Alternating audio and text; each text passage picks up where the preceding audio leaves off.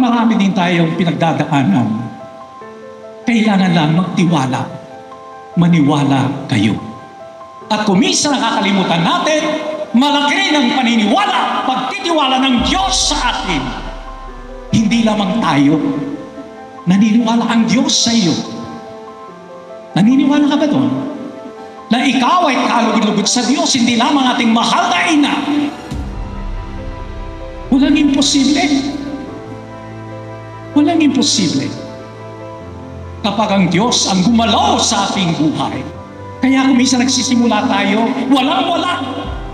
Ang kailangan lamang katulad ng ating mahal na ina, katulad ni Saragusin sa ating paghanap sa Diyos, tayo'y may matibay, malalim na pananampalataya. Marami sa ating mga gulang, nung nagsimula kayo, ano pong nasa inyo? Pagmamahal, pananampalataya sa Diyos. Kaya, makakaraos din, hindi tayo pababayaan ng Diyos. Yan. Marami tayong problema ngayon sa buong mundo, sa ating kapaligiran. Pero ang sabi ng anghel, huwag kayong matakot. Huwag kayong matakot. Dahil kapag natakot ka, napaparalisa ka. Hindi ka masyadong makakilos, hindi ka masyadong gagalaw, uunlad ang iyong pananampalataya paglalakad.